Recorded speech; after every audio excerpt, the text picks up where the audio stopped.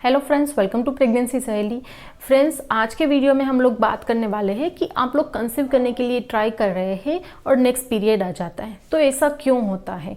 आजकल 10 में से 8 महिला को ये प्रॉब्लम है कि जब भी वो कंसीव करने के लिए ट्राई करते हैं उसका नेक्स्ट पीरियड आ जाता है, जबकि उसने सब कुछ इस महीने अच्छे से फॉलो किया होता है, ओव्यूलेशन को ट्रैक किया होता है, उस टाइम पे रिलेशन भी बनाए होते हैं और उसके थोड़े बहुत सिम्टम भी उसके अपने बॉडी में फील किए होते हैं, पर जब भी टेस्ट करने की बारी आती है तो नेक्स्ट पीरियड आ जाता है। तो एक रीजन नहीं होता है। यहाँ पे आपको ये समझना जरूरी है कि कोई भी एक रीजन की वजह से ही आप कंसीव नहीं कर पा रहे हैं, ऐसा नहीं होता है। इसके पीछे मल्टीपल रीजन है। आज उसी सारे रीजन के बारे में बात करेंगे, साइंटिफिक आपको समझाने वाली हूँ, तो वीडियो को एंड तक जरूर देखना। वीडियो पसंद आए तो वीडियो को लाइक कर दीजिए, अपने फ्रेंड्स और फैमिली के साथ हो सके उतना शेयर कीजिए।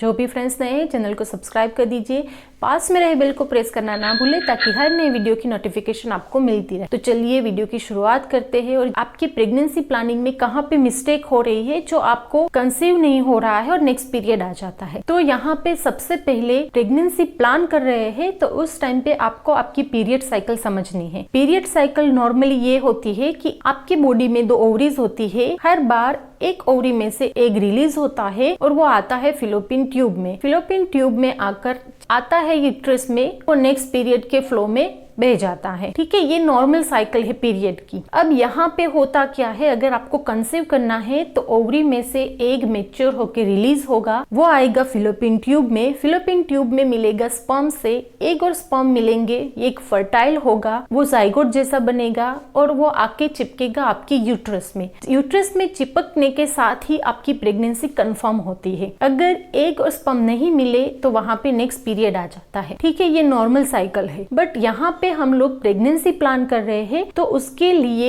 एक का मैच्योर होना, एक का हेल्दी होना बहुत जरूरी है। वो कब होगा, जब आपकी पीरियड साइकिल नॉर्मल होगी। 28 से 30 दिन की पीरियड साइकिल को नॉर्मल पीरियड साइकिल माना जाता है। अगर शॉर्ट साइकिल है या फिर लॉन्ग साइकिल है तो उसको हेल्दी साइकिल नहीं माना जाता है, वो आपके इररेगुलर पीरियड है। तो इररेगुलर पीरियड के टाइम पे बहुत सारे कॉम्प्लिकेशंस होते हैं, जैसे कि यहाँ पे आपकी हार्मोन की गड़बड़ी है, ये साइन देता है। आपके पीसीओडी है, पीसीओएस है, आपका वेट जो है वो अप एंड डाउन होता रहा है, उसकी वजह से भी हार्मोन बिगड़ रहे हैं। हार्मोन के बिगड़ने से आपके पीरियड पे इफेक्ट पड़ता है, वो या शॉर्ट है या फिर लॉन्ग है, तो वो उस टाइम पे आपको जब भी प्रेगनेंसी कंसीव करनी है उस टाइम पे प्रॉब्लम में डाल सकता है। और इरेगुलर पीरियड की वजह से ही एग अच्छे से नहीं बन रहे हैं। एग बन रहे तो अच्छी क्वालिटी के नहीं है, जो क्वालिटी हमें चाहिए कंसीव करने के लिए, क्योंकि अगर हेल्दी एग हो गए तभी आप लोग हेल्दी प्रेगनेंसी प्लान कर सकते हैं।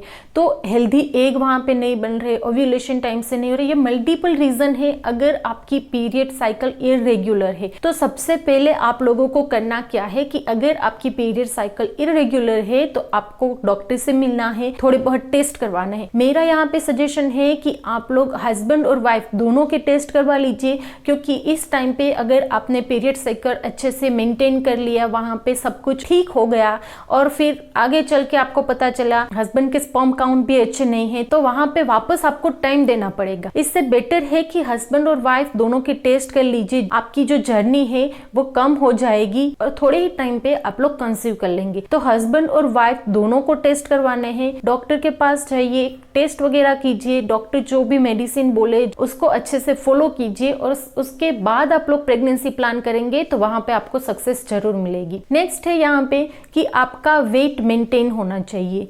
अगर आप ओवरवेट है या फिर अंडरवेट है तो उसके वजह से भी आपके प्रेगनेंसी में प्रॉब्लम आ सकती है। आपका जब भी वेट बड़ा होगा तो वहां पे आपके हार्मोन अच्छे से नहीं बन रहे होंगे, आपकी फर्टिलिटी जो है वो मेंटेन नहीं होगी, एग अच्छे से रिलीज नहीं होंगे, एग की क्वालिटी में प्रॉब्लम आएगी। और सेम बात मेल में करे तो वहां पे स्पर्म काउंट पे उसका इफेक्ट पड़ता है। तो जब भी आप लोग प्रेगनेंसी प्लान करें, मेक श्योर करें कि आपका वेट जो है वो कंट्रोल में रहे। उसके लिए आपको हेल्दी खाना खाना है। जो भी आप लोग एक्स्ट्रा जंक फूड ले रहे हैं, कॉफी ले रहे हैं, टी ले रहे हैं, अल्कोहल ले रहे हैं या फिर जो सिगरेट वगैरह पी रहे हैं, उसको टोटली बंद कर देना है। उसका इफेक्ट आपके स्पर्म काउंट पे या फिर आपके एग के ऊपर पड़ता है, जो आपके कंसीव करने के लिए बहुत ही डेंजरस माना जाता है। तो यहाँ पे दूसरा पॉइंट है कि आप लोगों को वेट मेंटेन करना है और हेल्दी खाना खाना है, और जो भी आपकी बैड हैबिट्स है उसको टोटली अवॉइड कर देना है। नेक्स्ट है आपका स्लीपिंग पैटर्न। अगर आपका स्लीपिंग पैटर्न अच्छा नहीं होगा तब भी उसका इफेक्ट आपके हार्मोन पर पड़ता है, और जैसे आगे बोला, हार्मोन पे अगर इफेक्ट पड़ता है तो उसका इफेक्ट आपकी एग क्वालिटी पे पड़ेगा। तो यहाँ पे आपकी स्लीपिंग पैटर्न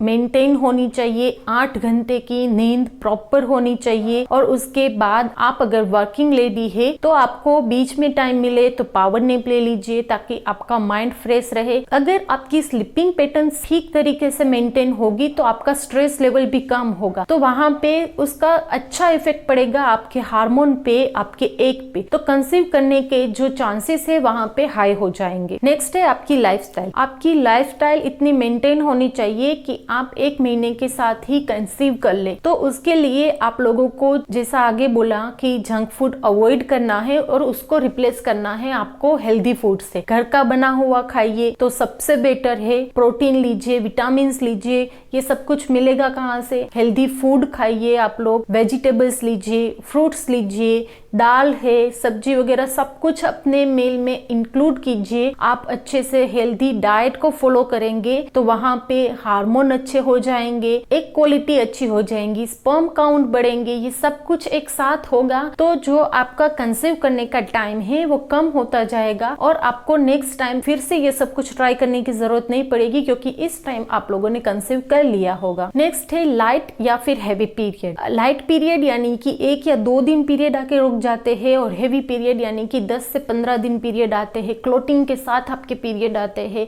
और मेडिसिन लेने के बाद ही वो पीरियड स्टॉप होते हैं। तो यहाँ पे आप लोगों को डॉक्टर विजिट की सबसे ज्यादा जरूरत है, क्योंकि हेवी पीरियड के टाइम पे आपकी बॉडी में अच्छे से एग नहीं बन रहा है। हार्मोन का बिगड़ना यहाँ पे सबसे बड़ा रीजन है हेवी पीरियड का। ओव्यूलेशन टाइम से नहीं हो रहा है, आपके जो एग है वो अच्छी क्वालिटी के नहीं बन रहे, उल्टा बिगड़ते जा रहे हैं। ब्लड जो है वो अच्छी तरह से प्यूरिफाई नहीं हो रहा है। एंडोमेट्रियम लाइन जो है वो ठीक से नहीं बन रही है तो बहुत पतली है या फिर बहुत मोटी है।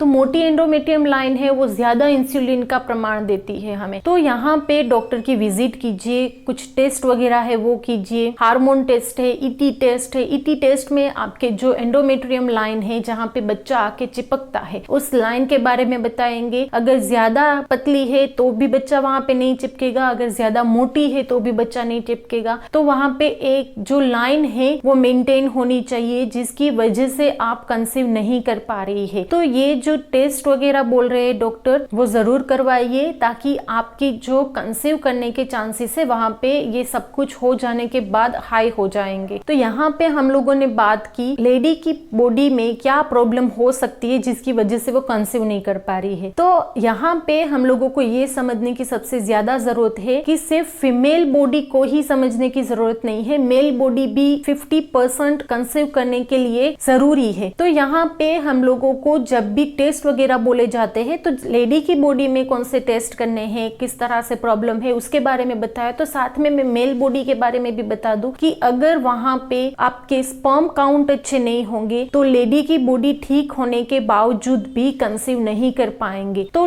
जो भी टेस्ट वगैरह बोल रहे हैं, हस्बैंड और वाइफ दोनों को साथ में करने हैं, ताकि जो आप लोगों का टाइमिंग है कंसीव करने का, जो जर्नी है वो आसान हो जाए और इजीली कंसीव कर सके। तो उसके लिए क्या करना है कि एक सीमेन टेस्ट आता है, वो आप करवा लीजिए। तो उससे पता चलेगा कि यहाँ पे हस्बैंड के स्पर्म काउंट कितने हैं, स्पर्म की टेल कैसी है, वो सब कुछ वहाँ पे एक रिपोर्ट में आ जाएगा। तो उसके मुताबिक अगर कोई प्रॉब्लम है तो डॉक्टर मेडिसिन देंगे, तो यहाँ पे आप लोगों को कोई आगे चल के प्रॉब्लम नहीं आएगी। और एक बात कि जब भी हस्बैंड हस्बैंड है वो प्लान कर रहे हैं आप लोग, तो अल्कोहल वगैरह सब कुछ अवॉइड कीजिए। जो बैड हैबिट है उसको छोड़ दीजिए। ज्यादा बाइक पे नहीं जाना है, ज्यादा मोबाइल का यूज नहीं करना है। अगर आप लोग मोबाइल साइड के पॉकेट में रख रहे हैं तो उसको थोड़े टाइम के लिए अवॉइड कीजिए। आप लोग लैपटॉप का यूज आपकी गोदी में बैठकर ना करें, या फिर तकिया या फिर पेड रख के लैपटॉप का यूज कीजिए। इन शॉर्ट, कोई भी रेडिएशन वाली चीज आपके स्पर्म काउंट को इफेक्ट करती है, तो ये सब कुछ अगर आप थोड़े टाइम के लिए अवॉइड करेंगे तो वहां पे स्पर्म पे अच्छा इफेक्ट पड़ेगा और प्रेगनेंसी कंसीव करने के चांसेस हाई होते जाएंगे। तो हस्बैंड और वाइफ दोनों के टेस्ट करने हैं, दोनों को अच्छे से मेडिसिन फॉलो करनी है, डाइट अच्छे से बना लीजिए। सब कुछ फॉलो करेंगे तो नेक्स्ट टाइम पे आपका पीरियड नहीं आएगा, आपको गुड न्यूज मिल जाएगी। सो फ्रेंड्स, वीडियो को अच्छी तरह से शेयर कीजिए। जो भी फ्रेंड्स नए हैं, चैनल को सब्सक्राइब करना ना भूलिए।